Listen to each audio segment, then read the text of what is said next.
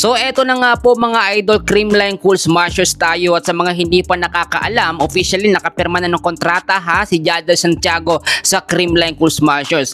At aalamin din natin ang mga bagong player nila. For sure mas malakas na ngayon ang CCS.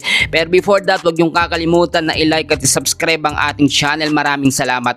So narito na ho ang pinaka malaking update o biggest update po sa Creamline. And syempre, welcome Jadel Santiago sa CCS. Official na ho yan, nakipirma ng kontrata etong si Jadel Santiago Minoa. Ito po ay inanunsyo noong August 7 pa po sa telebisyon, at ito po ang role po ni Jadel Santiago sa Creamline Cool Smashers. Ganito ho, maglalaro ho siya sa CCS bago ho ang US journey niya. Ibig sabihin, ito ay aalis din, pupunta rin sa ibang bansa, pero ang mahalaga, at least makakapaglaro ho siya sa CCS. Ang posisyon naman po niya, ina-expect po talaga opposite hitter o middle blocker. Katandem po siya nitong si Pangs Panaga. At eto, magandang balita kasi pinag-uusapan kung i-consider ba siya o kung makakount siya bilang import o magiging local. Pero napag-usapan na yan, at ngayon ito si Jadel Santiago, ang status po niya ay count as local player na ho siya ng Creamline Cool Smashers. At napakagandang balita ho yan. Eto pa yung mangyayari, makakasama niya ulit etong si Alyssa Valdez, kasi ano pa ho sila, no? Yung huling nagkasama sila o magka-team noong 2013 hanggang 2014 pa po sa PLDT, and sobrang tagal na po talaga yon.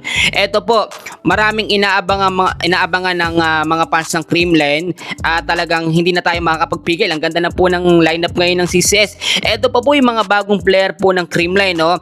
Kasama po ang mga bagong mukha, ito si Donna Paralejas, setter po, tinatawag din na The Big Revelation. Yung pangalawa si Ishi Lalonggisip, at yung pangatlo si Barbie Chamili, number 20. So kung mapapansin nyo, maraming muka ang Creamline Cool Smashers, pero yung ibang mga player nila nasa Alas Pilipinas po. Maraming mga nadagdag sa CCS, and for sure mga backup yung ibang player dyan.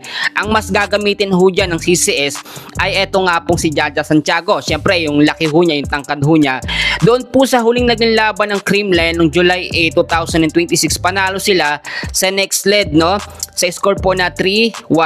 Ang naging score nila 25-18, 25-23, 16-25 at 25-19.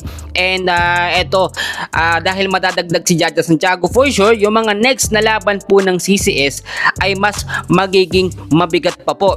And for sure gagamitin dyan etong si Alyssa Valdez, si Tots Carlos, etong si Bernadette Fon, si Pangs Panaga, si Gumabaw, at etong si Jadel Santiago. Siyempre kasama si Gemma Galanza.